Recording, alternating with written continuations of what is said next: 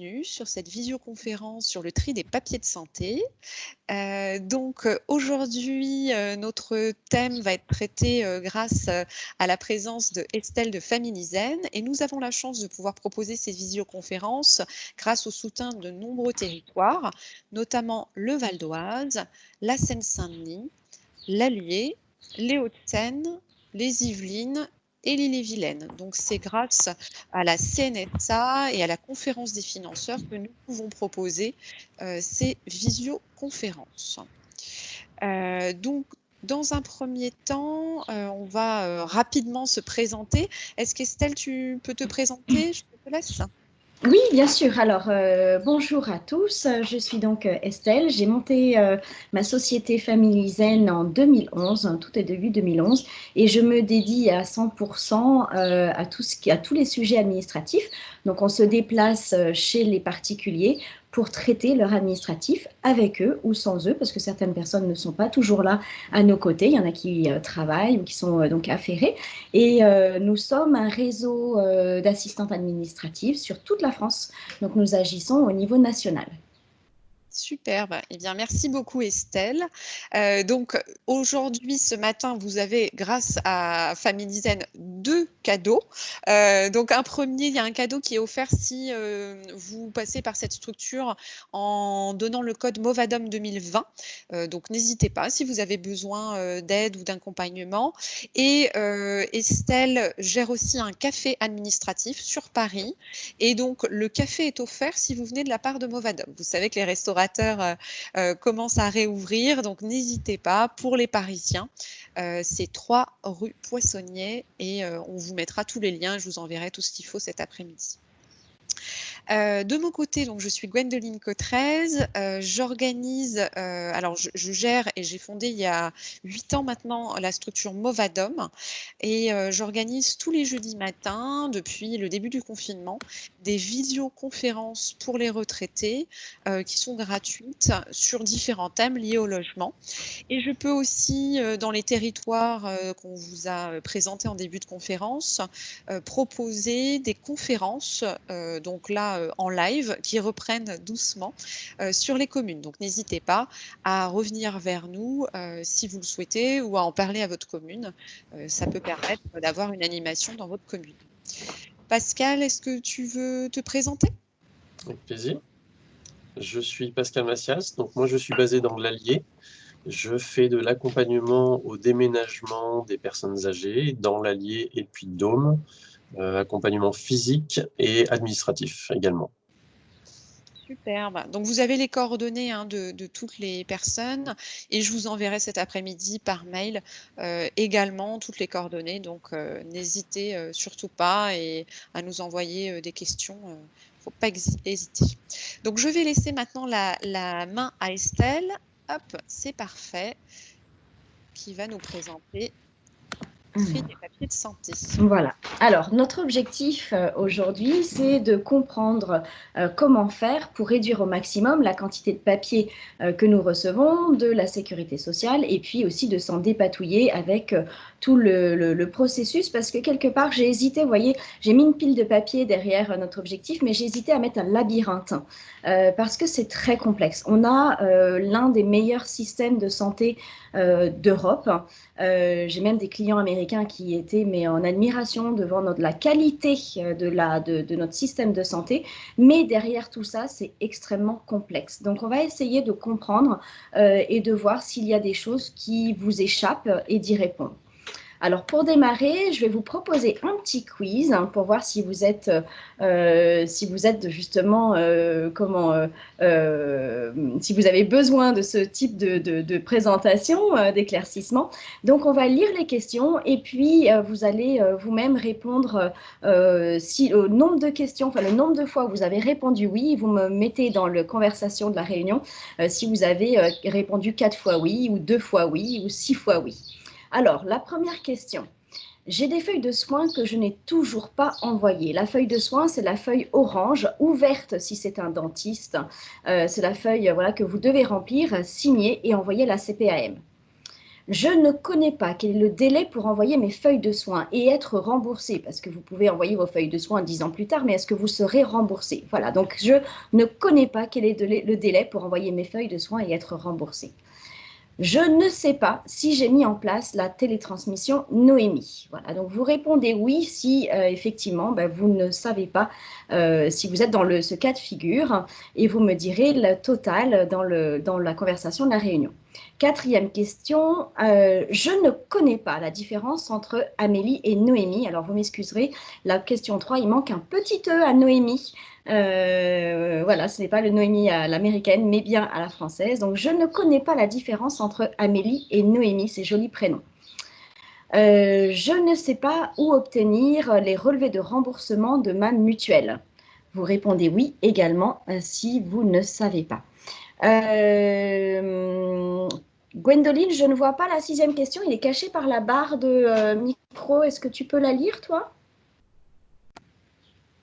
Oui, bien sûr. Alors, 6e question, je ne sais pas comment renouveler mon attestation de droit à la sécurité sociale. Donc, oui ou non? Voilà, alors allez dans la zone de conversation et vous remplissez, vous mettez si vous avez, Evelyne, 0 oui, bravo.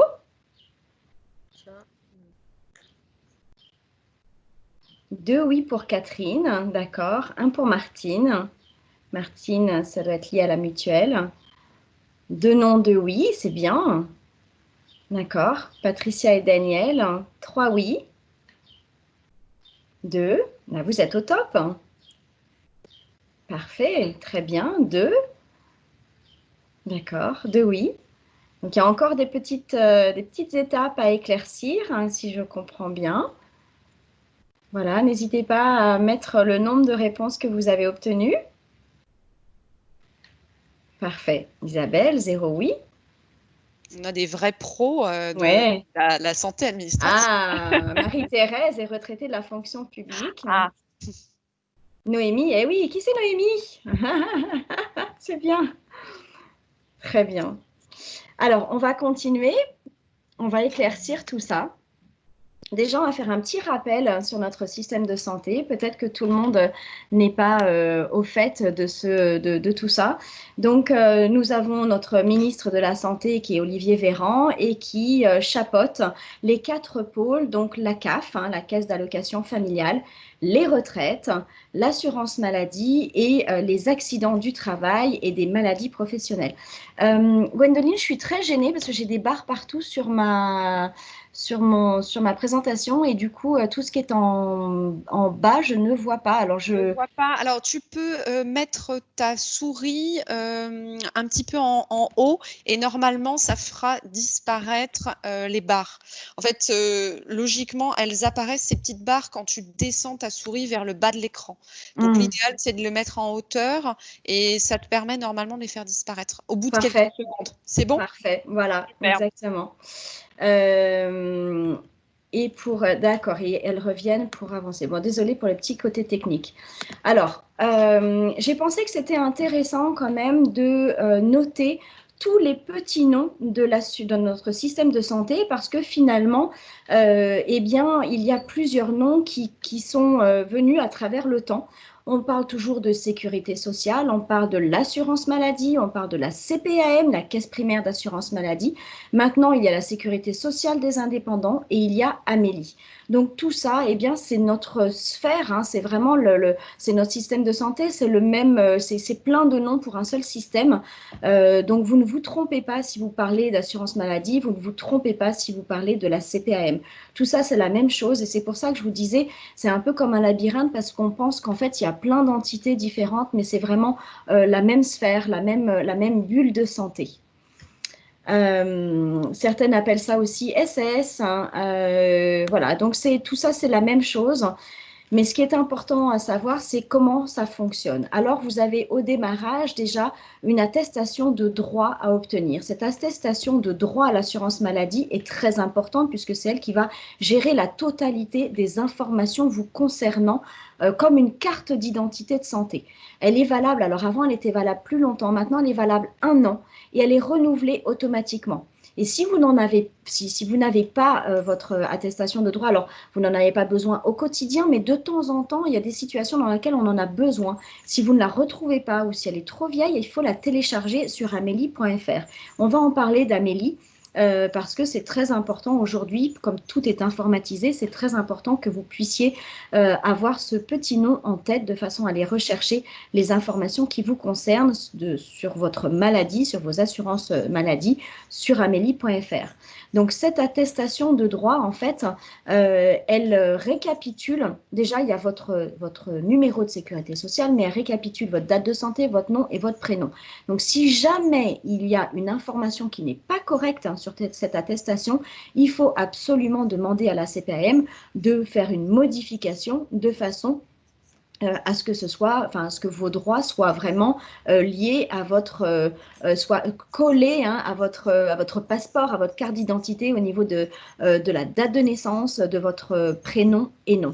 C'est très important parce que si le cas n'est pas, si c'est pas le cas, pardon, il y a des bugs.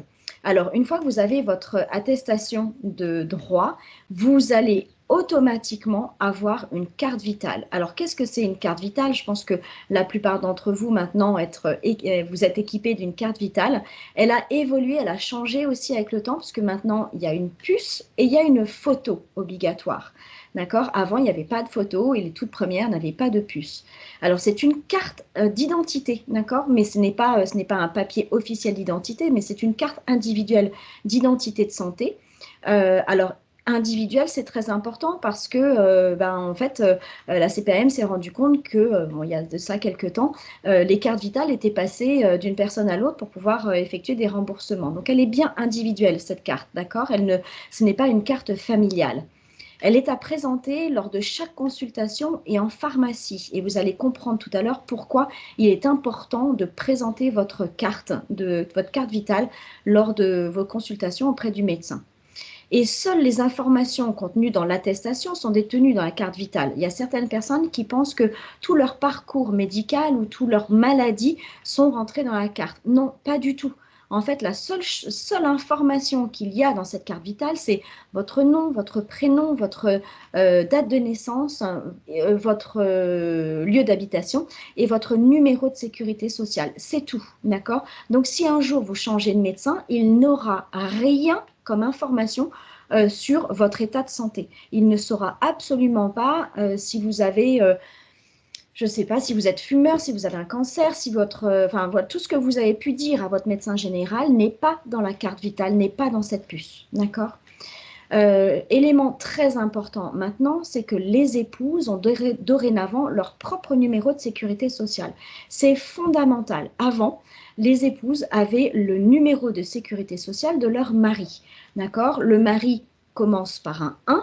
La femme commence par un 2, d'accord? Le féminin est un 2, le masculin est un 1. Et la plupart du temps, lorsque l'épouse n'avait pas travaillé, ou travaillait à la maison, au foyer, elle dépendait du numéro de sécurité sociale de son mari. Le grand souci avec ça, c'est lorsque monsieur décédait en premier, eh bien, le numéro de sécurité sociale partait dans la tombe avec lui. Donc, c'était extrêmement compliqué à gérer. Donc, maintenant, chaque individu a un numéro de sécurité sociale. Même les enfants, à la naissance, ont maintenant un numéro de sécurité sociale qui reste, je dirais, endormi jusqu'à leur âge, jusqu'aux 16 ans. D'accord? À 16 ans, hop, le numéro de sécurité sociale s'active en générant une attestation de droit et donc une carte vitale. Alors, quel est l'intérêt de cette carte vitale? Eh bien, c'est très important parce que ça vous permet un remboursement beaucoup plus rapide. Pourquoi? Parce que si vous ne montrez pas votre carte vitale, vous aurez une feuille de soins. La feuille de soins, le temps que vous la traitiez, que vous la signiez, que vous l'envoyez, qu'elle soit reçue par la CPAM puis traitée, eh bien, les délais s'allongent. D'accord? Alors que lorsque vous donnez votre carte vitale, elle est mise dans un boîtier et c'est automatiquement transféré au système de sécurité sociale par le boîtier que le médecin dispose. Et donc, en quelques heures, c'est transmis à la sécurité sociale. Donc, vous gagnez énormément de temps au niveau du remboursement et aussi vous n'avez pas cette quantité de papier qui va donc augmenter votre pile au quotidien. Ce qui est important de savoir, c'est que si vous déménagez, s'il y a un changement dans votre vie, la sécurité sociale n'en sera pas informée si vous ne le faites pas. D'accord? Donc, il est important de modifier tout ça, d'informer la sécurité sociale. Donc, par exemple, vous envoyez un courrier à la sécurité sociale si, par exemple, votre conjoint décède ou si vous déménagez. Là, dans votre cas, comme on s'adresse à des personnes qui normalement sont retraitées, vous n'avez pas à déclarer, ce que je dis à mes clients, à mes jeunes clients, c'est lorsqu'il y a un bébé dans la famille, il faut aussi le déclarer, mais là, ce n'est donc pas notre cas. Mais pour tout changement, il faut envoyer un courrier à la sécurité sociale et ensuite, vous allez en pharmacie, vous donnez votre carte vitale au pharmacien pour mettre à jour votre carte vitale de façon à ce que les remboursements soient bien corrects et correspondent à votre vie, à votre état civil. Il y a parfois des boîtiers à disposition. Vous avez peut-être une pharmacie où le boîtier est en libre service. Dans ces cas-là, c'est à vous de le faire. Mais n'oubliez pas de le faire, c'est très important. Alors, il faut aussi, par rapport à votre parcours de soins coordonnés, il faut aussi déclarer votre médecin traitant. Et donc, il y a quelques années de ça, la Sécurité sociale a mis en place un parcours de soins coordonnés. Qu'est-ce que c'est que ça? C'est, en fait, nous avons non pas l'obligation, mais la recommandation intense, je dirais, de déclarer son médecin traitant. C'est le médecin de famille, hein, en fait. C'est ce que nous avions avant, voilà, le médecin de famille, sauf qu'aujourd'hui, il s'appelle notre médecin traitant et c'est à lui que vous allez raconter tout votre état de santé et votre vie de santé. Ça, justement, hein, quand je vous disais tout à l'heure, si vous fumez, c'est à lui qu'il faut le dire. Si vous avez un cancer, si vous avez des parents qui ont une maladie ou qui souffrent d'une maladie qui peut être héréditaire, c'est ce médecin traitant qui aura tout dans ses tablettes. Mais ça sera dans ses tablettes, dans son ordinateur et ça ne sera pas transmis à d'autres personnes. Vous savez que le médecin a une obligation de secret professionnel, donc ça ne sera pas transmis. Le médecin traitant, on peut le déclarer à partir de 16 ans. Il se peut tout à fait que vous ne soyez pas satisfait de votre médecin ou que votre médecin a pris sa retraite. Dans ces cas-là, vous pouvez changer de médecin traitant, mais vous pouvez très bien vous adresser à un médecin qui, lui, n'a pas envie de vous avoir comme nouveau patient ou bien ne peut pas vous accepter comme nouveau patient parce qu'il a atteint son quota de patientèle. Patientèle, c'est comme clientèle, mais avec patient. Voilà, donc le médecin n'est pas obligé de vous prendre, il faut l'accepter parce que vous êtes peut-être au courant que nous sommes en pénurie de médecins, même s'il y a des embouteillages en faculté de médecine et que tous les étudiants ne réussissent pas ou ne peuvent pas entrer en médecine. Malheureusement, nous avons une grande pénurie de médecins. Donc les médecins sont débordés et aujourd'hui sont obligés de refuser des nouveaux patients et c'est vraiment un drame. Il y a 3 façons de déclarer un médecin si vous devez le faire. C'est amener le petit papier là que je vous ai mis en copie. Donc c'est un CERFA que vous pouvez trouver sur Internet. Vous tapez déclaration de choix de médecin traitant et vous pouvez tout à fait imprimer et envoyer la déclaration papier ou le faire signer lors d'un rendez-vous. Mais ça se fait bien évidemment que lorsqu'on connaît déjà le médecin. Hein, d'accord ? Vous ne pouvez pas lui envoyer le papier comme ça sans jamais l'avoir vu et sans jamais avoir échangé avec lui. Enfin, vous pouvez tout à fait, si vous connaissez bien le médecin, vous pouvez le faire via amélie.fr. Ensuite, vous pouvez tout simplement, lors du rendez-vous avec votre carte vitale, dire « Docteur, j'aimerais que vous soyez mon médecin traitant, est-ce que vous l'acceptez ?» Et dans ces cas-là, grâce à la carte vitale, il peut se déclarer votre médecin traitant. D'accord ? Donc, vous vous rendez compte, en fait, petit à petit, que le système de sécurité sociale aujourd'hui, c'est énormément informatisé et a essayé de simplifier. Même si ça reste, comme je vous disais tout à l'heure, un labyrinthe très compliqué, ils essayent de simplifier et ça, c'est important. Alors, à quoi ça sert de déclarer son médecin traitant? Eh bien, ça, c'est très important pour votre suivi personnalisé, puisque comme je vous disais, seul votre médecin traitant est au courant de vos traitements, de vos maladies, de tout ce qui se passe dans votre vie médicale. C'est la seule personne qui va pouvoir faire votre suivi, donc le suivi personnalisé. Ensuite, vous serez beaucoup mieux remboursé. Si vous allez voir votre médecin traitant, donc un médecin généraliste conventionné 1, on va aller voir tout à l'heure les différentes conventions, mais s'il est conventionné 1 et qu'il applique le tarif à 25 €, vous serez remboursé à 70% par l'assurance maladie, c'est-à-dire 16,50 €. Si vous allez voir un autre médecin qui ne fait pas partie de votre parcours, vous ne serez remboursé qu'à hauteur de 30%. Soit 6,50 €, d'accord? Donc ça, c'est important. Alors, pourquoi 16,50 € et 6,50 €? Vous me direz, il manque 1 €. Oui, il manque 1 € parce que il y a un trou, un trou de la sécurité sociale. Et donc, à chaque fois que nous allons chez le médecin et en pharmacie, nous participons dans le paiement, nous participons pour essayer de rembourser petit à petit ce trou de la sécurité sociale. Alors, on peut râler, bien évidemment. Néanmoins, il y a très peu de pays au monde pour lesquels nous sommes remboursés, ou en tout cas les particuliers sont remboursés à cette hauteur-là. C'est une grande chance et on ne s'en rend pas compte parce que on a ce remboursement depuis des années, depuis toujours. Mais c'est vraiment un bénéfice énorme. Donc voilà, je vous invite à aller voir votre médecin traitant de façon à être mieux remboursé. Vous pouvez tout à fait être sur un lieu de vacances et du coup avoir besoin de voir un médecin, mais ne pas pouvoir votre médecin. Mais en fait, ils ont prévu tout ça parce que il y a une petite case qui dit que vous êtes en vacances et donc vous êtes obligé de voir un médecin sur votre lieu de vacances. Donc en cochant ça, eh bien, vous aurez votre remboursement à hauteur de 70%. Voilà. Estelle, j'ai une Oui. question de la part de Carole. En cas d'intercabinet, c'est-à-dire, je pense, c'est plusieurs médecins dans un cabinet. Comment ça se passe pour le remboursement? Est-ce que tu as Oui, c'est très bien. Merci pour cette question. Alors, dans un cabinet, les médecins partagent leur réseau informatique en accord, bien évidemment, entre eux. Hein, c'est une charte qui signe. Et en fait, vous pouvez tout à fait dire, je vais voir docteur Dupont. Docteur Dupont n'est pas disponible et il vous demande si vous êtes d'accord pour aller voir docteur Durand du même cabinet. Et dans ces cas-là, oui, vous êtes remboursé à la même hauteur parce qu'ils sont en réseau. Super, toujours très clair, Estelle. Parfait. Merci beaucoup. Il y a une question, les bandeaux gênent la lecture malgré la souris en haut. Ah, mince, parce que moi, du coup, ça a aidé. Oui, normalement, c'est censé aider. Ce que vous pouvez faire, sinon, c'est ouvrir le petit bandeau de conversation. Ça peut aider, ouvrir ou fermer le bandeau de conversation. Parfois, ça aide. Alors, l'invité, monsieur ou madame Serle, demande pour le remboursement. Oui, c'est ça. En fait, à partir du moment où vous allez dans un intercabinet, enfin des médecins dans le même cabinet, le remboursement sera bien à hauteur de 70%. D'accord? Ils sont en charte, en fait. Hein.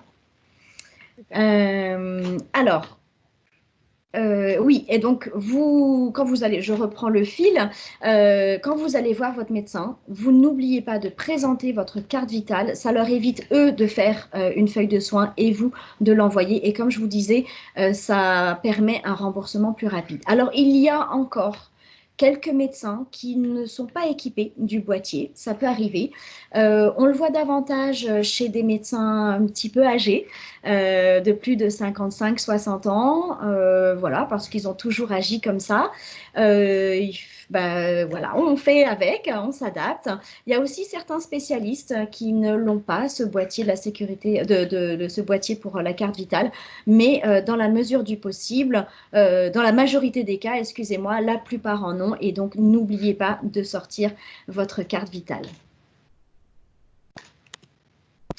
Alors, je vous parlais des catégories de médecins. Et donc, il y a 3 catégories de médecins et donc 3 tarifications. Vous vous êtes peut-être rendu compte que il y a dans la salle d'attente des papiers. Le médecin doit afficher à quel groupe il appartient. Et donc, le médecin généraliste, normalement, est conventionné groupe 1. Conventionné, ça veut dire qu'il est rattaché à une convention de groupe. Ça veut dire qu'il a signé une charte et qu'il s'engage à pratiquer un tarif unique à 25 €. D'accord? 25 €, alors je fais juste un petit aparté, hein, mais 25 €, sachant que ça c'est un tarif TTC, lui il déduit la TVA, il divise par 2 parce qu'il a au moins 50% de charge, ça fait un tarif honoraire très très bas pour une qualité de soins qui est quand même extraordinaire. Sachez que nos médecins sont le top de la nation. Ce sont quand même des gens qui sortent avec un baccalauréat avec mention très bien, qui font une dizaine d'années d'études. Donc pour des personnes de cette qualité, de ce niveau de compétence, c'est un tarif extrêmement bas. D'accord? Donc ne râlez pas trop quand votre médecin ne vous prend que 15-20 minutes parce que finalement, lui derrière, il récupère que 10 ou 12 € sur une consultation. Donc, conventionné 1, c'est un tarif 25 € pour lequel vous êtes remboursé à 70%. Lorsque il décide, pour une raison ou pour une autre, d'être conventionné dans un groupe 2, le tarif est à partir de 25 €. Alors, effectivement, dans certaines villes, le médecin généraliste décide de passer à un tarif à 27 € ou à 35 €. C'est à partir de 25 et dans ces cas-là, vous ne serez remboursé qu'à hauteur de 30%. Donc, quand vous choisissez votre médecin traitant, il est peut-être intéressant pour vous de téléphoner d'abord ou de vérifier dans la salle d'attente à quel type de groupe de convention votre médecin traitant ou futur médecin traitant appartient. Ensuite, il y a le troisième groupe qui sont les non-conventionnés. Ils ont décidé de ne pas être rattachés à une convention spécifique et donc ils pratiquent des tarifs libres. D'accord? C'est le médecin qui décide du tarif à appliquer et c'est très souvent les spécialistes. Voilà, j'ai le stomatologue, l'oncologue décident. Donc, ils ont des années d'études supplémentaires hein, et donc c'est peut-être parfois 12 ou 15 ans d'études. Donc, ils décident de ne pas appliquer cette convention. Ils font des tarifs libres et dans ces cas-là, la sécurité sociale décide de ne pas rembourser plus que 0,61 centimes. Enfin, 61 centimes. 61 centimes, c'est pour le généraliste et 1,22, c'est pour les spécialistes. Alors, pourquoi un tarif si bas ? Vous me direz, à ce tarif-là, autant pas rembourser. Ben non, en fait, c'est très important d'avoir ce minima. Pourquoi ? Parce que, mince, c'est la slide, c'est un petit peu plus loin. On va y aller. Oh ben non, ça sera une surprise, vous verrez tout à l'heure. Hop, je vous dirai tout à l'heure pourquoi. Eh ben non, en fait, c'est là. Non, mais je vous raconte des bêtises. Voilà, c'est là. Alors, pourquoi c'est important ? Parce que finalement, on a un système de sécurité sociale qui est un système public. Derrière ça, il est recommandé d'avoir une mutuelle. Alors, si vous en avez les moyens, parce qu'une mutuelle, ça coûte cher. Pourquoi ça coûte cher ? Parce que c'est une assurance privée. Alors, j'ai un hélicoptère au-dessus de chez moi qui fait un bruit pas possible. Oui, il vient de chercher, c'est ça. C'est incroyable. Je vais fermer la fenêtre. Excusez-moi 2 minutes. Alors, je vais...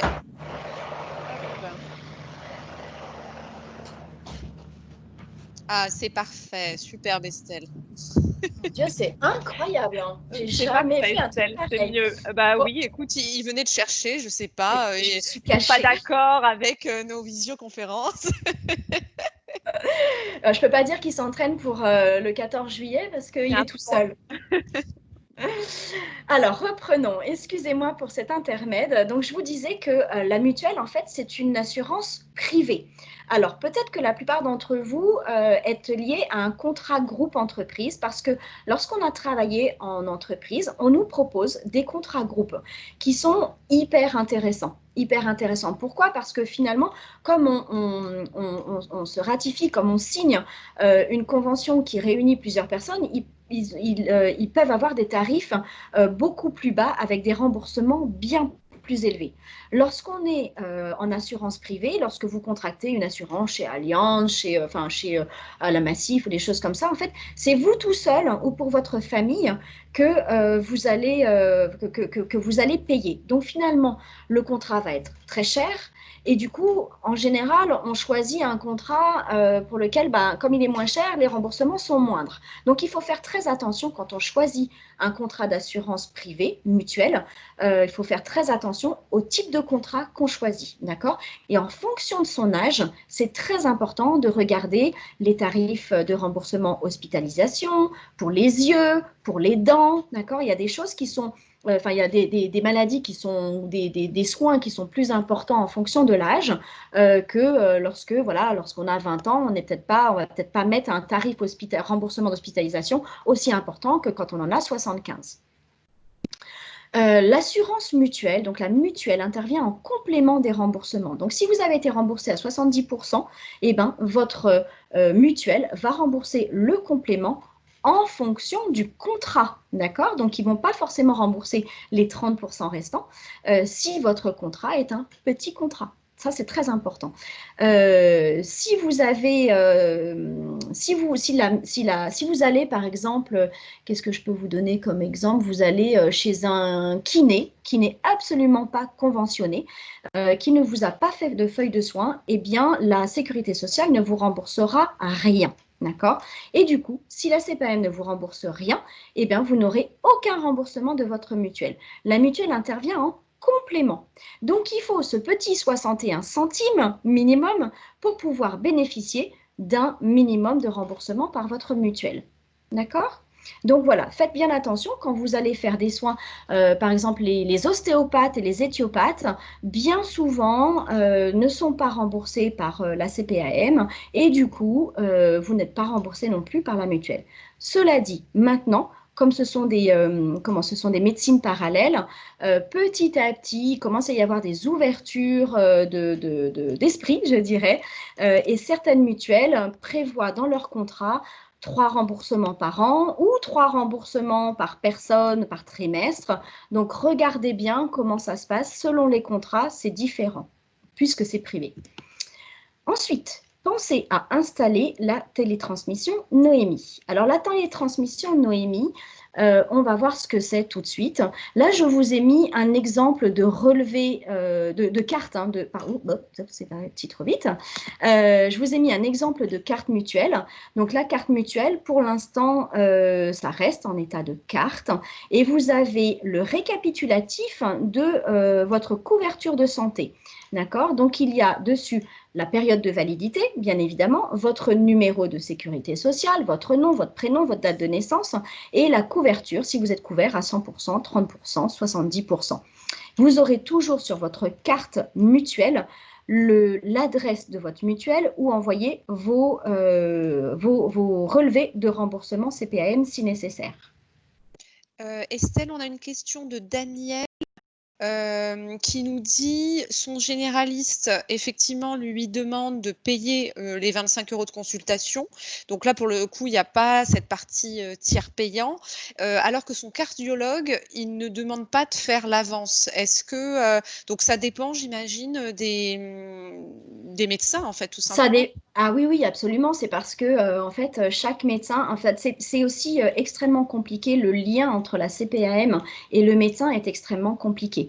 Et les médecins sont comment je peux dire, ils ont des charges énormes, mais vraiment énormes. En fait, les médecins ce sont des personnes qui ont choisi d'être à leur compte.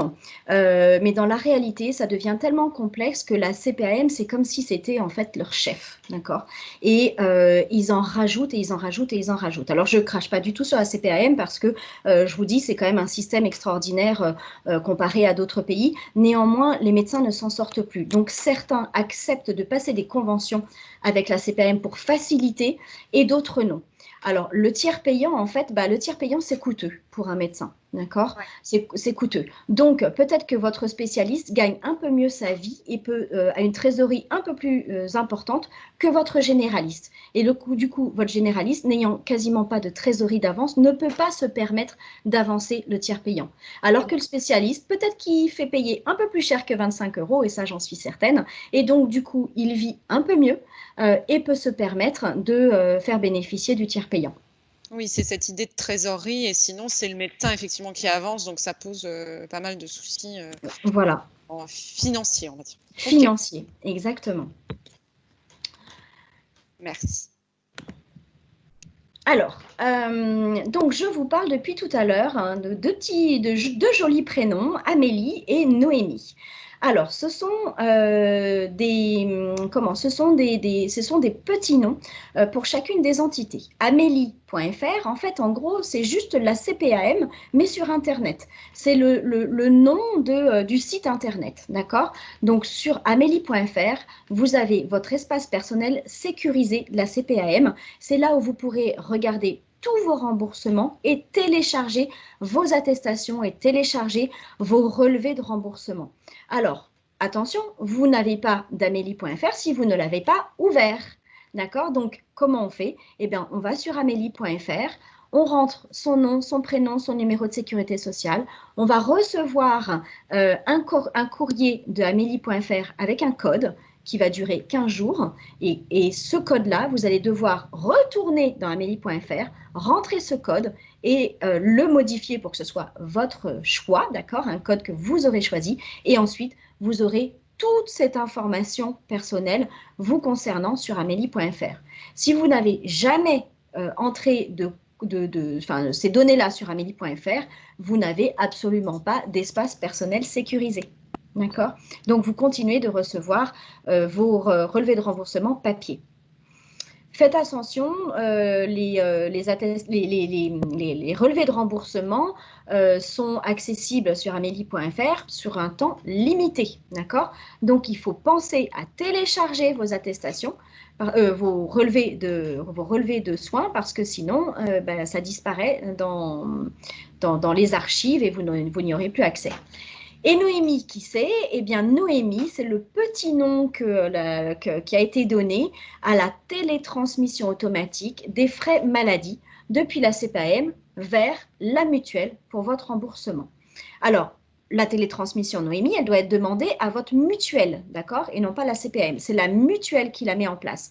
Donc, si vous avez aujourd'hui un remboursement automatique de la mutuelle lorsque vous avez des soins, dans ces cas-là, ça veut dire que Noémie est en place, sans que vous le sachiez, d'accord? Mais si vous êtes obligé d'envoyer votre relevé de votre décompte de la CPAM à la mutuelle en version papier parce que le remboursement n'est pas automatique, ça veut dire que Noémie n'a pas été mis en place. Il faut faire un petit courrier à la mutuelle en demandant qu'elle soit mise en place. Alors, une fois que c'est en place, il n'y a plus de problème. Sauf si vous changez de mutuelle. Si vous changez de mutuelle, eh bien, il faut refaire cette démarche auprès de la nouvelle mutuelle. Alors, quel est l'intérêt d'Amélie et de Noémie? Eh bien, c'est de réduire les procédures de papier, parce que tout ça est automatisé, réduire les délais de paiement, et là, je pense que c'est très intéressant pour nous tous, et puis réduire la quantité de papier qu'on peut avoir aussi à la maison. Ça évite les oublis aussi parce que, moi je le vois au quotidien, les feuilles de soins, elles restent sur le coin du bureau ou sur le coin de la salle à manger en disant je vais le faire, et puis on se rend compte à un moment donné que ah bah mince on a oublié et puis bah, c'est trop tard pour se faire rembourser. Alors la télétransmission, une fois qu'elle est mise en place, Noémie est mise en place, eh bien elle est effective dès le premier remboursement par la mutuelle. Mais si vous avez changé de mutuelle, il peut y avoir un petit conflit. Pourquoi? Parce que l'ancienne mutuelle n'a pas retiré la télétransmission.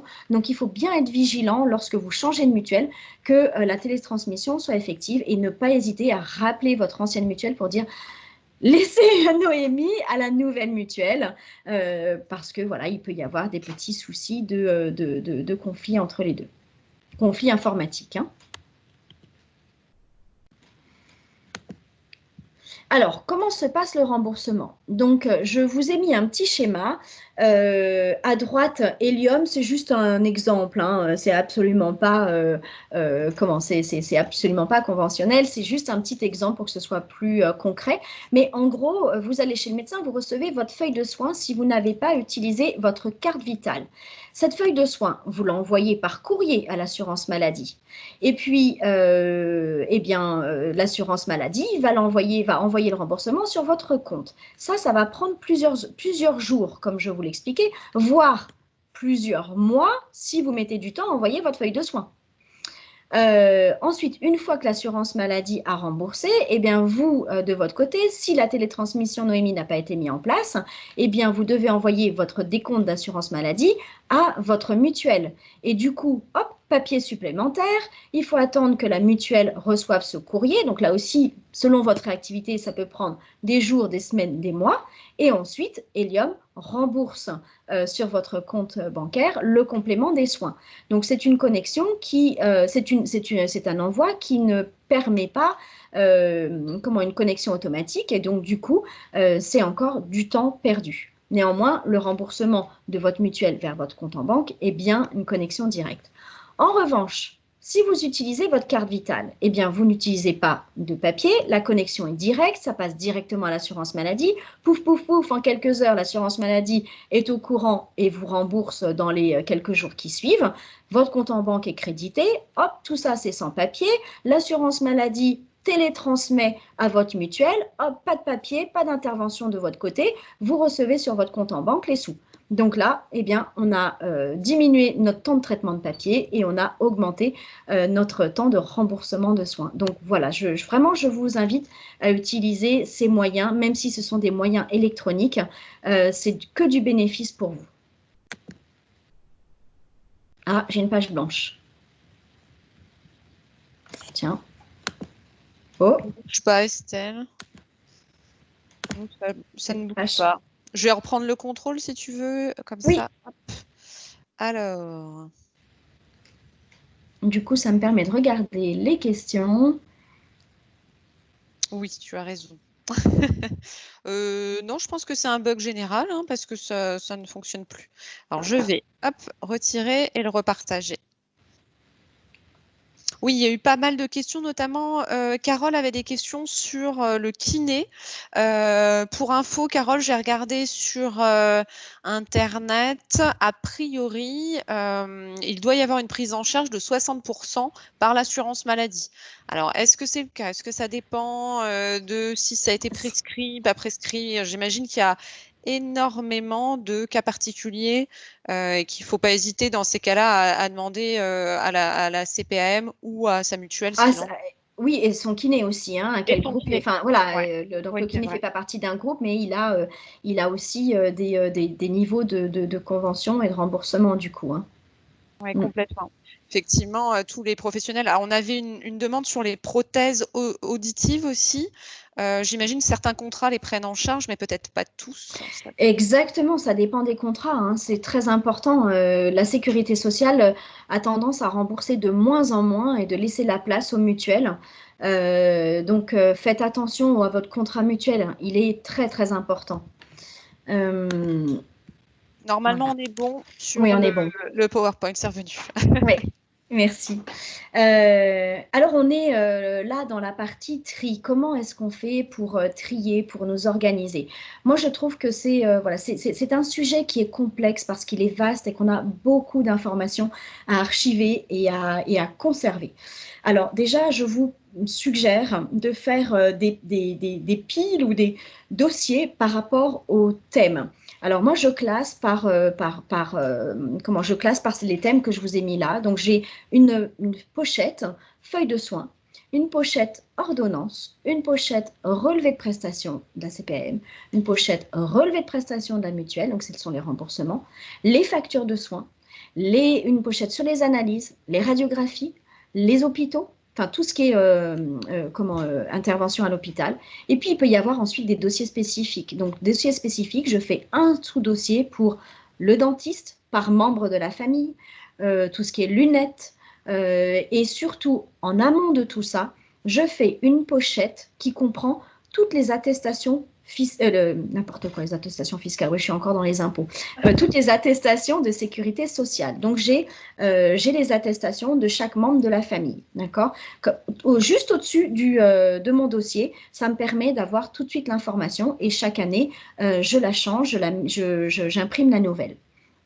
Aussi, je trouve que ce qui me simplifie la vie, c'est que dans mon dossier, quand j'ouvre mon dossier, j'ai l'adresse de la sécurité sociale sur un post-it et l'adresse de ma mutuelle sur un post-it, de façon à ne pas rechercher à chaque fois parce que voilà, ça vous oblige à sortir votre carte de mutuelle, ça vous oblige à sortir les relevés de CPAM pour trouver l'adresse. Un petit post-it avec l'adresse, c'est idéal. Alors, pour chaque dossier, donc par exemple, j'ai mon dossier feuille de soins, avec les originaux que je dois envoyer. Donc ça, vous faites une pochette rouge que vous vraiment pour la voir tout de suite, qui vous flash aux yeux, avec les originaux à envoyer et les copies, parce que à partir du moment où vous envoyez les originaux, vous n'en aurez plus du tout, d'accord? Donc, il faut une copie pour pouvoir vérifier plus tard si la feuille de soins que vous avez envoyée a bien été remboursée. Donc, vous conservez ces copies jusqu'à remboursement. Ensuite, vous vous faites un dossier, enfin une petite pochette, ordonnances. Les ordonnances sont très importantes, on va voir tout à l'heure. Vous avez les originaux et vous avez les duplicata. Hein. Les ordonnances, normalement, elles sont, soit vous avez le duplicata qui est collé, soit elles s'ouvrent, c'est un A4 plié en deux. Vous avez les relevés de prestations CPAM, les originaux, et il vous faut les copies parce que quand vous envoyez vos originaux à la mutuelle, eh bien, vous vous retrouvez sans le relevé de prestations. Or, pour vérifier ce qu'on va faire tout à l'heure, vérifier si les remboursements ont été faits, il vous faut bien conserver les copies. Et puis, si jamais il y a des oublis de remboursement, il faut bien que vous ayez un support pour le faire. Alors là, je parle dans le cas de figure où vous êtes en version papier. Hein, comme bientôt vous allez avoir amélie.fr, vous aurez la possibilité de réimprimer des copies. Donc du coup, on aura moins de papier. Les factures de soins, elles sont aussi très importantes parce que vous allez en avoir besoin pour les envoyer à la mutuelle. Donc il faut également les conserver. Ensuite, au niveau des analyses, eh bien, vous faites un dossier sur vos résultats biologiques parce que vous pouvez très bien avoir recours à vos anciens dossiers pour voir quelle est l'évolution de votre état de santé. Donc ça, il faut le conserver. Les radiographies également. Alors maintenant, on a des cabinets qui vous permettent d'archiver les radiographies. Et franchement, si vous êtes fidèle à un cabinet de radiographie, faites-le. Ça vous, voilà. Je pense que nous à la maison, on n'en a pas trop l'utilité. Donc autant que ça reste au cabinet, ça peut vous permettre de faire un petit peu de ménage aussi à la maison. Au niveau des hospitalisations, moi je vous préconise d'avoir un dossier par situation, de façon à voir aussi l'évolution. Si vous êtes allé à l'hôpital parce que vous avez eu une grosse douleur à l'épaule droite, faites-vous un dossier épaule droite. Si vous y allez parce que vous avez eu un souci de, je ne sais pas, d'arthrose au bassin, eh bien vous vous faites un dossier d'arthrose au bassin, d'accord? Parce que sinon vous allez vous perdre dans le dossier hôpital. Et puis, donc, je vous parlais du dossier spécifique. Voilà, ça c'est ma préconisation. Ça vous fait un gros dossier santé, mais il n'y a pas le choix. La santé, c'est très important, donc il faut que ça soit bien classé, bien ordonné pour s'y retrouver. Oui, la partie santé, c'est vrai que le classement est vraiment clé et finalement, on ne peut pas faire du zéro papier, enfin, sauf si effectivement on a la partie amélie.fr, mais même comme ça, il y a quand même certains éléments qu'on aura toujours en papier. Voilà, alors après, tout dépend de notre degré de contrôle sur nos papiers, c'est-à-dire il y a des personnes qui vont choisir d'avoir amélie.fr, télécharger leur relevé de soins, leur relevé de CPAM et s'en tenir là, donc zéro papier, et puis il y a d'autres personnes qui, comme moi, aiment bien vérifier que ça a bien été remboursé, se dire, tiens, pourquoi celui-ci, il n'a pas été remboursé? Je vais vérifier dans mes feuilles de soins ou je vais vérifier dans mon relevé pour, finalement, la CPAM a oublié de me rembourser telle visite chez le médecin. Pourquoi? Eh ben, je fais un petit courrier où j'appelle la CPAM et qu'ils me disent, ah bah oui, effectivement, il y a eu un oubli parce que ce sont des humains qui traitent nos dossiers. Et l'erreur est humaine. Donc, il faut aussi accepter qu'il peut y avoir des erreurs. Ça peut passer entre les mains de quelqu'un qui est fatigué, quelqu'un qui vient de débuter, et donc des erreurs peuvent être faites. D'accord? Donc, c'est bien de vérifier. Ça permet d'avoir la maîtrise de ces papiers et de ces remboursements. Oui, on a Carole aussi qui nous dit pour les radios, un peu délicat à jeter, ça on est d'accord, on ne les jette jamais dans la poubelle. Ça se recycle. Voilà, ça se recycle, vous avez de l'argent dessus, donc ça, soit vous allez pouvoir les déposer en déchetterie, certains cabinets de radio les récupèrent, a priori les pharmacies plus tellement, mais en tout cas jamais dans la poubelle classique et bien faire attention à ça. Oui, très très important. Je pense que quand vous allez faire une radio, demandez au cabinet si il dispose de ce recyclage. C'est bien plus pratique que d'aller en déchetterie parce qu'on n'y va pas tous les jours à la déchetterie. C'est vrai. Mais voilà, effectivement, ne jetez pas vos radiographies. C'est pas bon pour l'environnement. Voilà. Alors, nous en sommes donc nous repartons sur la feuille de soins parce que je voudrais vous expliquer qu'est-ce qu'on en fait de cette feuille de soins. Alors, on la complète et on la signe. Maintenant, de plus en plus de médecins sont informatisés et, chose intéressante, ils la complètent par le biais de leur ordinateur. Donc, vérifiez encore une fois que l'information est correcte et n'oubliez pas de la signer parce que moi, je rencontre tous les jours des clients qui oublient de signer leur feuille de soins et du coup, la CPAM leur renvoie. C'est quand même une grosse perte de temps. Et donc d'argent. Voilà, faites une copie, comme je vous disais tout à l'heure, conservez-la parce qu'elle vous servira à vérifier les remboursements de la CPAM un peu plus tard. Ensuite, vous l'envoyez à votre CPAM dans les 2 ans maximum. Alors, vous pouvez l'envoyer dans les 3 ans, mais vous ne serez pas remboursé. D'accord?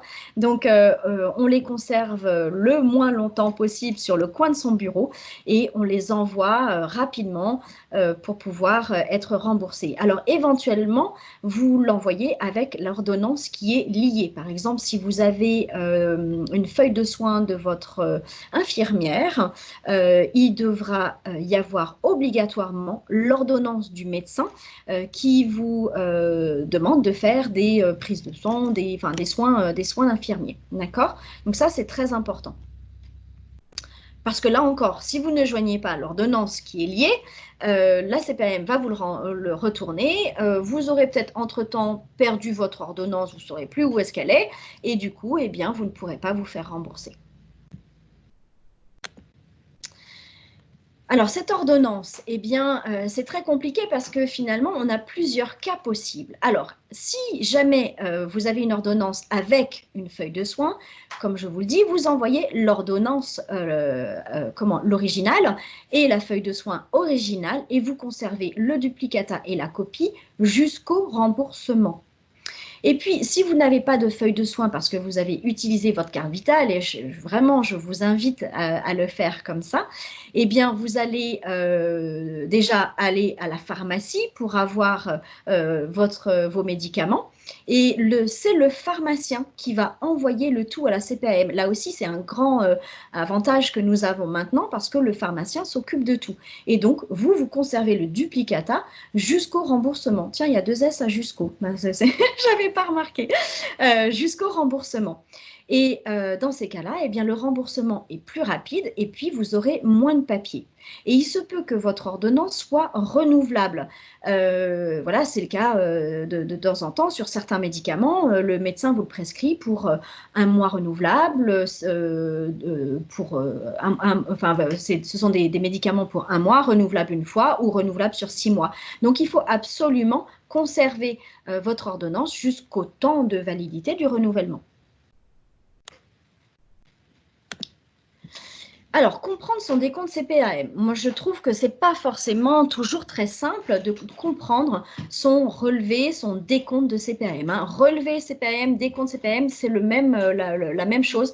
C'est la CPAM qui vous envoie, alors soit en version papier, soit en version électronique sur amélie.fr, le petit relevé où vous allez avoir toute l'information. Alors, en encadré, la turquoise, qu'est-ce que c'est? C'est le texte qui va vous dire si Noémie a été mis en place ou pas. Alors, bien évidemment, ils ne parlent pas de Noémie, mais ils disent le remboursement des sommes que vous avez avancées est d'ores et déjà effectué sur votre compte. Ces informations ont été directement transmises par votre caisse d'assurance maladie à votre organisme complémentaire. En conséquence, vous n'avez pas besoin de lui envoyer ce relevé. Donc là, phénoménal, la télétransmission est mise en place. Noémie agit pour vous, vous n'avez rien à faire. Pioup, la mutuelle va recevoir l'information, vous serez remboursé. En revanche, si l'information vous dit que ces remboursements ont été effectués et que il n'y a pas eu d'envoi direct de transmission auprès de votre organisme complémentaire, eh bien, ça veut dire que vous allez devoir envoyer ce papier en ayant fait une copie avant, mais c'est ce papier, hein, ils veulent que les originaux, hein, ce papier à votre mutuelle qui le traitera et vous remboursera. D'accord ? Donc ça, c'est un élément fondamental parce que je vois souvent chez mes clients ce papier qui dit qu'aucune information a été transmise. Mes clients reçoivent ce document, le classent et finalement ne sont pas remboursés de la mutuelle, ils ne s'en rendent pas compte. Donc ça, vraiment, c'est la première rubrique qu'il faut vérifier. Estelle, je me permets de te couper, il nous reste 2 minutes normalement. Je vais accélérer. D'accord. Voilà. Je vais accélérer, j'ai été trop bavarde. C'est l'hélicoptère qui nous a pris le temps. Ah bah oui, bien sûr. Non, on prend quelques minutes. Restez avec nous, on continue. D'accord. Alors, le parcours de soins coordonné, donc c'est là que vous allez savoir si vous êtes allé chez votre médecin traitant ou si vous êtes allé voir un autre médecin. Et du coup, la base du remboursement sera, le taux de prise en charge sera éclairci à ce niveau-là. Vous verrez si c'est 70%, 30% ou autre chose. Parfois, sur certaines maladies relativement graves, on est pris en charge à 100%, quel que soit le médecin, le parcours que nous allons faire. Il y a 2 types de relevés au niveau de la CPAM, le remboursement qu'on vous fait à vous et le remboursement qu'on fait à un tiers, par exemple à la pharmacie. Donc, dans ces cas-là, c'est la CPAM qui rembourse directement au destinataire. Vous n'avez pas forcément, enfin, ce n'est pas très intéressant pour nous de le savoir. Moi, en général, bon, je passe. Alors, pouf, pouf, pouf, on a encore pas mal de choses à dire. Vous voyez, là, ces informations n'ont pas été transmises à un organisme complémentaire. Si vous en avez un, pensez à lui envoyer et à conserver une copie. Donc, le décompte et le relevé de remboursement de l'assurance maladie, vous le recevez par courrier et par Amélie si vous avez activé votre compte. Donc, si vous n'avez rien reçu en version papier, c'est qu'il est sur amélie.fr. D'accord ? Il est disponible en ligne, il faut aller le chercher, le télécharger. Vérifiez donc les informations qui sont transmises et puis lorsque vous aurez reçu vos décomptes de mutuelle, alors moi ce que je fais c'est que je prends le relevé de CPAM, le relevé de mutuelle, je regarde, je check que ça soit coordonné et à chaque fois que c'est coordonné, je barre des 2 côtés. Quand il y a une page qui est complètement barrée, je le mets à la poubelle. Vous pouvez être, si vous êtes encore plus puriste, hein, vous pouvez aller vérifier sur votre compte en banque si ça a été bien remboursé. Mais en général, de ce côté-là, il n'y a pas de problème, ça marche très bien. Donc, voilà, il faut juste vérifier que ça soit coordonné sur la CPAM et la mutuelle. Et puis, gardez aussi vos feuilles de soins sur le côté. Donc, en réalité, vous avez 3 piles. Les feuilles de soins, la copie des feuilles de soins, la copie des CPAM, la copie de la mutuelle, ou enfin l'original de la mutuelle.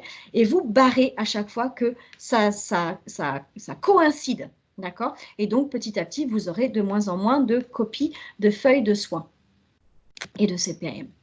Alors, vos décomptes de mutuelle, ils reprennent les règlements de la CPAM et ils les complètent à la hauteur de votre contrat, d'accord? Donc, vous aurez la base de remboursement de la CPAM, la base de remboursement de votre mutuelle, ce que la mutuelle va vous rembourser et ce qui vous reste à payer. Alors peut-être que parfois, il y a des choses qui vous restent à payer, notamment pour les lunettes, pour les soins dentaires ou pour les hospitalisations. Vos relevés sont aussi accessibles sur votre compte en ligne lorsque votre mutuelle vous le met en place, donc il faut leur demander. Et là encore, si vous faites une pochette mutuelle, mettez sur un petit post-it ou un papier tout de suite sur votre dossier ou la première page de votre dossier, mettez vos codes d'accès, d'accord? Ce ne sont pas des codes bancaires, donc il n'y a aucun problème, vous n'avez pas à avoir peur de ça. Donc, vous mettez l'adresse de l'adresse Internet pour accéder à votre compte en ligne et le code d'accès, parce que, enfin, voilà, s'il faut chercher partout, on perd du temps et on n'a plus envie de le faire. Voilà, une fois que tous les relevés sont vérifiés, écoutez, franchement, jetez-les ou conservez-les. Normalement, il faut les conserver 5 ans, mais à partir du moment où c'est sur votre compte en banque, moi, personnellement, je le jette parce que ça fait beaucoup, beaucoup de papier. Si vous ne les jetez pas, eh bien, écoutez, pensez à vous fixer une date annuelle pour archiver. C'est important parce que sinon, on se retrouve avec des papiers vraiment à tout va. Fixez une date annuelle. Et d'ailleurs, le mois prochain, nous avons une conférence sur l'archivage annuel. Ça peut être intéressant aussi d'assister. Avant les vacances, ça sera le moment de tout archiver. Voilà, moi, c'est ma date préférée. On est un petit peu plus tranquille au mois de juillet. Alors, rassurez-vous, il n'y a pas un seul classement, donc vous n'êtes pas obligé de suivre exactement à la lettre ce que je vous ai dit là. Tant que ça vous ressemble et que vous trouvez que vos papiers sont classés, eh bien, adaptez ce classement qui vous convient. Moi, j'ai tendance à dire qu'il y a plusieurs formules. Utilisez soit des classeurs que vous avez déjà à disposition avec des intercalaires et des pochettes plastiques. Les pochettes plastiques, c'est bien parce que c'est facilement amovible. À moins que vous ayez des chemises à rabat. Et si c'est pour la santé, utilisez une chemise à rabat assez large parce que ça craque vite au niveau de la quantité de papier. Et puis, à l'intérieur, vous mettez des sous-chemises. Mais pour le coup, pas des sous-chemises à rabat parce que ça sera trop volumineux. Utiliser des sous-chemises plutôt rigides. On peut utiliser aussi des boîtiers, je trouve que c'est pas mal parce que là, vous pouvez très bien mettre justement une boîte par type de gros dossier comme on a vu tout à l'heure, surtout si vous avez si vous avez des visites régulières chez le médecin et chez les spécialistes. Alors, mon associé adore les dossiers suspendus. C'est pratique. Moi, je les utilise très peu chez mes clients parce que pour l'instant, je n'ai pas de clients avec des dossiers suspendus, mais il paraît que c'est très pratique. Donc, voilà, je vous le conseille aussi. Et par contre, je trouve que le trieur plastique comme ça, moi, personnellement, je ne l'aime pas. Il y a des gens qui l'utilisent, mais je ne l'aime pas parce que je trouve qu'il s'étend mal. On ne cherche pas bien et puis tout est réuni dans un seul bloc. Mais voilà, ça existe. Si vous l'avez, utilisez-le, mais peut-être utilisez-le pour une année uniquement et pas pour la totalité de vos documents. Alors, comme je vous le disais, la santé, c'est quand même un sujet très vaste. On peut ne pas être à l'aise avec tout ça. Moi, je vous conseille, si c'est compliqué pour vous, eh bien, acceptez de vous faire aider ou de déléguer. Alors, il y a plusieurs solutions. Vous pouvez très bien échanger avec un ami qui aurait les mêmes problèmes que vous. Invitez cet ami à venir chez vous autour d'un bon thé et préparer un petit gâteau. Comme ça, vous passez du bon temps ensemble. Et puis, le week-end suivant, c'est vous qui allez chez votre ami et qui l'aidez à trier ses papiers et à les traiter. Si ce n'est pas quelque chose de possible pour vous et que néanmoins vous avez besoin de déléguer, faites appel à un professionnel et faites très attention. Il y a beaucoup d'arnaques. Il faut vraiment faire appel à quelqu'un qui est inscrit auprès de la Directe en service à la personne. SAP, ça veut dire service à la personne, qui est déclaré. De cette façon, vous aurez 50% de déduction fiscale l'année suivante lors de votre déclaration d'impôt ou crédit d'impôt si vous n'êtes pas imposable. Donc ça, c'est très important. Donc nous, par exemple, Family Zen, on est déclaré service à la personne depuis 10 ans et c'est un gage de qualité parce que lorsqu'il y a des soucis avec des entités ou des personnes qui sont inscrites en SAP et qui font des bêtises, leur agrément ou leur déclaratif leur est retiré. Donc c'est un gage de qualité pour vous. Voilà, je trouve que faire appel à une personne extérieure peut être un déclencheur pour vous aider à trier, pour vous donner le courage. Il s'agit parfois que d'une fois, vous invitez votre ami ou votre sœur ou votre beau-frère, vous le faites une fois en disant, écoute, j'y arrive pas, donne-moi un petit coup de pied aux fesses là, on va le faire à deux. Et après, vous allez voir, vous allez vous sentir des ailes pousser et vous allez pouvoir le faire super bien. J'ai eu déjà des témoignages, Estelle, de personnes qui, grâce aux visioconférences, en se sentant pas seules dans ce projet de tri, se sont dit finalement, je suis pas tout seul et ça a donné l'énergie, l'envie, la motivation pour se mettre au tri. Donc, c'est une très bonne nouvelle. Ah oui, super, super, super. Et du coup, je rebondis parce que pendant le confinement, j'ai fait des vidéos que j'ai mis en ligne sur YouTube. Et donc, il y a une partie, j'ai au moins 3 vidéos sur la santé. Donc, si vous vous sentez seul, que vous n'avez pas envie de déléguer, vous n'avez pas envie de faire appel à un professionnel et vous savez pas trop comment faire, mais si vous n'avez pas le courage tout seul, eh ben, allez voir ces vidéos. Je serai avec vous pendant quelques minutes. Et du coup, ça peut vous aider à trouver le courage. Très bonne idée. Alors, très rapidement, nous, au niveau de Family Zen, on a 2 formules. Une à la carte, donc 46 € de l'heure. C'est déductible des impôts à hauteur de 50%. Donc, en réalité, c'est 23 € de l'heure. On a une formule régulière si vous avez besoin de nous de façon régulière à un tarif de 39 € qui est également déductible des impôts, donc crédit d'impôt si vous n'êtes pas imposable. La formule régulière est moins chère parce que nous intervenons de façon régulière à hauteur de votre besoin et c'est sur 1 an. Donc, vous pouvez très bien vous dire, voilà, je fais appel à Family Zen 2 heures par mois ou 4 heures par trimestre. Vous voyez, il n'y a pas de minimum en soi. En tous les cas, nos intervenantes sont hyper gentilles, très compétentes, très douces. D'ailleurs, vous avez Frédéric avec vous, qui est une de nos intervenantes. Et vraiment, nos clients sont ravis d'avoir cette aide ponctuelle ou régulière. Les questions sont déjà, je pense, passées. Gwendoline, tu as peut-être toi-même des questions ? Alors, pour le moment, non. Par contre, je vous invite, si certains d'entre vous ont des questions, à les mettre dans le fil de conversation. Et comme ça, que ce soit Frédéric ou Estelle, pourront continuer à y répondre au fur et à mesure.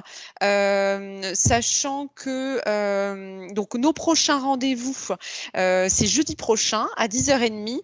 Et là, avec Pascal, nous allons vous parler d'un sujet qui a été très, très demandé. C'est le stockage des documents numériques. Donc, on vous parle beaucoup du passage au numérique, effectivement, qui est un atout pour avoir moins de papier. Et donc, l'idée, c'est de vous présenter les solutions de stockage sécurisées et faciles en numérique. Donc, vous pouvez vous inscrire sur go.movadom.com/inscription-senior. Et alors, une grande nouveauté, nous avons créé un groupe Facebook parce qu'on s'est rendu compte que vous aviez envie de partager au-delà des visioconférences. Donc, il y a déjà Carole et Evelyne qui ont participé à ce groupe Facebook et je l'en remercie vraiment. Donc, le groupe Facebook s'appelle visio.conférence.movadom. Pour ceux qui ont Facebook, vous pouvez demander à vous y inscrire et on vous fera rentrer dans ce groupe-là. Vous pouvez partager vos témoignages, vos petites astuces. Vous verrez, il y a des très très belles astuces. Là, on a déjà Carole et Evelyne qui ont bien travaillé. Donc, et puis nous, on essaye de participer aussi. Donc, n'hésitez pas à vous inscrire à ce groupe. Donc, comme d'habitude, le questionnaire satisfaction qui est très important pour nous et pour nos financeurs. Donc, vous pouvez cliquer sur le lien qui s'affiche juste ici, donc sur cliquer ici.